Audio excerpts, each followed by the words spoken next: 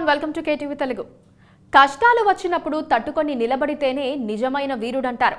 ఎదురు దెబ్బలు తట్టుకొని ముందుకు సాగితేనే అది శక్తివంతమైన పార్టీ అంటారు. టీడీపీ కూడా ఇప్పుడు అదే రూట్లో అత్యంత బలమైన రాజకీయ వ్యవస్థగా ఎదుగుతోంది. చంద్రబాబు అరెస్ట్ ఆ పార్టీని ఏమాత్రం కుంగదీయలేకపోయింది. బోనులో నుంచి బయటకు వచ్చిన పులిలా పోరాడింది. యువగలం ఆ పార్టీకి ఊపిరినిచ్చింది. జనసేనతో స్నేహం పార్టీ జనంలో మరింత ఉత్సాహాన్ని నింపింది. 2023లో ఏపీ రాజకీయ పార్టీలన్నీ చాలా యాక్టివ్ రోల్ పోషించాయి. ముఖ్యంగా విపక్ష టీడీపీ వరుస సభలు, సమావేశాలు, రోడ్ షోలతో అధికార వైసీపీకి ముచ్చెమటలు పట్టించింది. ఇదేం కర్మ మన రాష్ట్రానికి కార్యక్రమం ద్వారా చంద్రబాబు ఎక్కడికక్కడ రోడ్ షోలు నిర్వహించడంతో పాటు ప్రాజెక్టుల సందర్శన పేరుతో చేపట్టిన కార్యక్రమానికి ప్రజల నుండి విశేష స్పందన లభించింది. ఆ మీటింగ్లకు ప్రజలు పగలు రాత్రి అనే తేడా లేకుండా పెద్ద ఎత్తున తరలివచ్చారు. దీంతో ఈ స్పందన చూసి జగన్ సర్కార్ ఆ మీటింగులకు అడ్డంకులు సృష్టించడంతో పాటు నిర్వహణ లోపంతో ప్రమాదం జరిగిందంటూ పలువురు టీడీపీ నాయకులపై కేసులు పెట్టి వేధించింది. అయినప్పటికీ ప్రజలు తండోపతండాలుగా వస్తూ ఉండడంతో చివరకు అంగళ్లు వద్ద అల్లర్లు సృష్టించి పోలీసులతో ఎదురు కేసులు పెట్టించారు. టీడీపీకి 2023లో ప్రతిరోజు ఉద్యమ పదమే అయ్యింది. నిద్ర లేచిందే తడవుగా జనంలోకి వెళ్తూ వైసీపీ అరాచకాలను, దోపిడీ దురాగతాలను ఎండగట్టింది. ప్రభుత్వ ప్రజా వ్యతిరేక విధానాలను ఇంటింటికి ప్రచారం చేసి వైసీపీ ఎలా దోచుకుంటోందో వివరించింది. సైకో పోవాలి, సైకిల్ రావాలన్న నినాదం జనంలోకి విపరీతంగా వెళ్లిపోయింది. గడిచిన 4 ఏళ్లుగా పెరిగిపోయిన నిత్యావసర ధరలపై టీడీపీ చేపట్టిన కార్యక్రమాలు ప్రజల్లోకి వెళ్లిపోయాయి. ముఖ్యంగా బాదుడే బాదుడు కార్యక్రమం ద్వారా నాడు నేడు అంటూ నిత్యావసర ధరలను తెలియజేసే పాంప్లెట్లను పంపిణీ చేశారు. దీంతో పాటు పెంచిన విద్యుత్ ధరలు, అనేక మార్లు పెంచిన ఆర్టీసీ ధరలపైన టీడీపీ విస్తృత ప్రచారం చేపట్టింది. ట్రూ ఆఫ్ ఛార్జీలు, ఇతర ఛార్జీలు అంటూ విద్యుత్ రేట్లను విపరీతంగా పెంచడంపైన టీడీపీ ప్రజల్లో చైతన్యం తీసుకురాగలిగింది. ఈ ఏడాది తెలుగుదేశం పార్టీ అత్యంత వైభవోపేతంగా నిర్వహించిన ఎన్టీఆర్ శత జయంతి ఉత్సవాలకు ప్రజల నుండి మంచి స్పందనే వచ్చింది. విజయవాడ ముగింపు సభకు తమిళ సూపర్ స్టార్ రజనీకాంత్ ముఖ్య అతిథిగా వచ్చారు. ఈ సందర్భంగా చంద్రబాబును ప్రశంసిస్తూ రజనీకాంత్ చేసిన కామెంట్స్ రాష్ట్ర వ్యాప్తంగా చర్చనీయాంశమయ్యాయి. రజనీకాంత్పై విమర్శలు సంధించేందుకు వైసీపీ చేసిన ప్రయత్నం బెడిసికొట్టింది. ఏదో మాట్లాడబోయి వైసీపీ అబాసు పాలైతే ఓ మంచి కార్యక్రమం ద్వారా తెలుగువారి ఆత్మగౌరవాన్ని నిలబెట్టిన ఎన్టీఆర్ శత జయంతి నిర్వహించడం జనంలో టీడీపీ ఇమేజ్ను పెంచింది. చంద్రబాబు అరెస్ట్ ఏపీ రాజకీయాలనే మలుపు తిప్పింది. పెళ్లుబిక్కిన నిరసనలు జగన్ ప్రభుత్వానికి ముచ్చెమటలు పోయించాయి. మధ్యంతర బెయిల్ తర్వాత చంద్రబాబు మరింత బలమైన నేతగా ఎదిగారు. అరెస్టు ప్రభావం తెలంగాణ రాజకీయాలపై కూడా పడిందని చెప్పేందుకు సందేహించకూడదు. చంద్రబాబు అరెస్టును ఏపీ మొత్తం ఒక్కటై నిరసన తెలియజేసింది. వాడవాడలా టీడీపీ కార్యకర్తలు, పార్టీ అభిమానులు రోడ్డెక్కి జగన్ ప్రభుత్వాన్ని తిట్టిపోశారు. ఉమ్మడి కర్నూలు జిల్లాలోని నంద్యాల బాబు ష్యూరిటీ భవిష్యత్కు గ్యారంటీ అనే కార్యక్రమంలో పాల్గొనేందుకు తెలుగుదేశం అధినేత చంద్రబాబు నాయుడు జిల్లాల పర్యటనకు బయలుదేరినప్పుడు నాటకీయ పరిణామాలు జరిగాయి. నంద్యాలలో ఏపీ పోలీసులు, సిఐడి అధికారులు ముందుగా రూపొందించుకున్న పథకం ప్రకారం వెళ్లి చంద్రబాబును అర్ధరాత్రి అరెస్ట్ చేసే ప్రయత్నం చేశారు. చివరకు 2023 సెప్టెంబర్ 9వ తేదీ తెల్లవారుజామున చంద్రబాబును అరెస్ట్ చేసి విజయవాడ తరలించారు. మరుసటి రోజు సాయంత్రానికి విజయవాడ వచ్చినప్పటికీ ఆయన్ను ఏసీబీ కోర్టులో హాజరుపరిచేందుకు 24 గంటల సమయం పట్టింది. అయితే చంద్రబాబు తరపున న్యాయవాదులు అవినీతి నిరోధక చట్టంలోని 17A ప్రకారం చంద్రబాబు అరెస్టు చెల్లదని, ఆయనపై పెట్టిన కేసు కూడా చట్ట ప్రకారం చెల్లదని చెబుతూ క్వాష్ పిటిషన్ వేశారు. కోర్టు ఆయన్ను రిమాండ్కు పంపింది. ఆ తర్వాత చంద్రబాబును రాజమండ్రి సెంట్రల్ జైలుకు తరలించారు. చివరకు 2023 అక్టోబర్ 31వ తేదీన అనారోగ్య కారణాల రీత్యా హైకోర్టు మధ్యంతర బెయిల్ ఇచ్చింది. ఆ తర్వాత హైకోర్టు చంద్రబాబుకు రెగ్యులర్ బెయిల్ ఇచ్చింది. చంద్రబాబు అరెస్టుపై ఏపీలోనే కాకుండా తెలంగాణ, కర్ణాటక, తమిళనాడులో కూడా నిరసనలు జరిగాయి.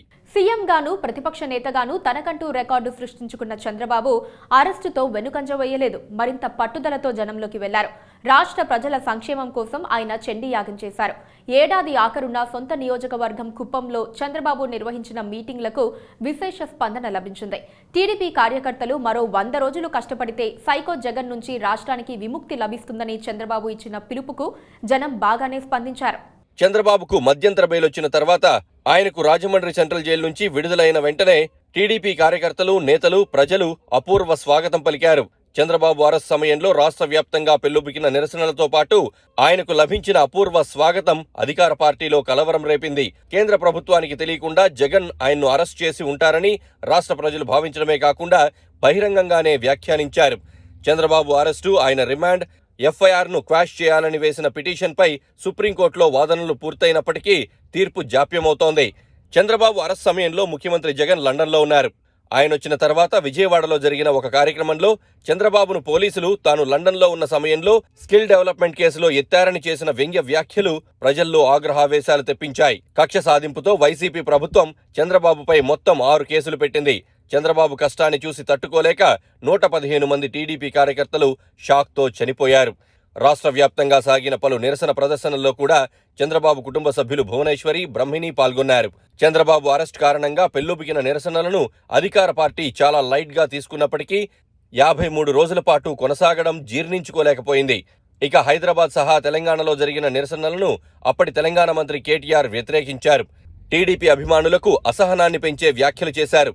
చివరకు ఎన్నికల్లో ఏం జరిగిందో ప్రత్యేకంగా చెప్పాల్సిన పనిలేదు.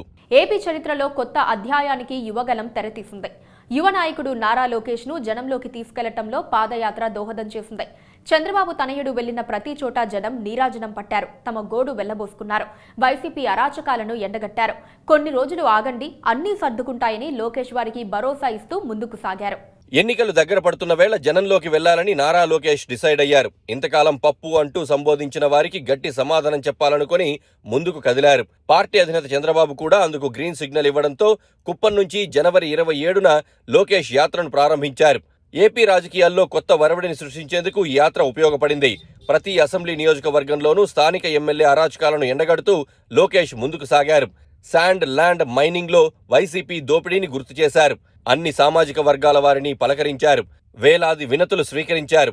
ప్రతి 100 కిలోమీటర్ల ప్రయాణానికి ఒక శిలాఫలకాన్ని ఆవిష్కరించి అధికారానికి వస్తే తాము చేయబోయేదేంటో అందులో చెక్కారు. చంద్రబాబు అరెస్ట్ కారణంగా యువగలాన్ని కొన్ని రోజుల పాటు ఆపాల్సి వచ్చింది. కేసు విషయంలో ఢిల్లీ, హైదరాబాద్, విజయవాడకు తిరిగిన లోకేష్ తర్వాత కొన్ని రోజులకే యాత్రను తిరిగి ప్రారంభించారు. అంతే జోష్తో జనంలోకి వెళ్లారు. నిజానికి శ్రీకాకుళం జిల్లా ఇచ్చాపురం వరకు యాత్ర వెళ్లాల్సి ఉన్న ఎన్నికలు దగ్గర పడుతున్నందున విజయనగరం జిల్లాలో డిసెంబర్ 18ని యాత్రను ముగించారు. యువగలం ముగింపు సభకు లక్షలాదిగా జనం హాజరయ్యారు. టీడీపీకి తమ సంఘీభావాన్ని ప్రకటించారు.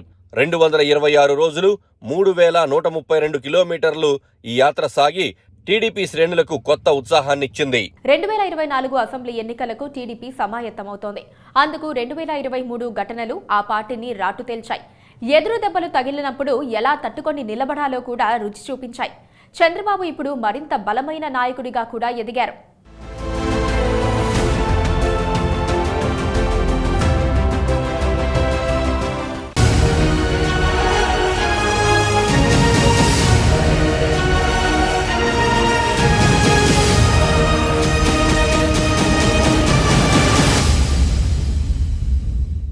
Please subscribe to KTV Telugu. KTV Telugu. KTV Telugu channel.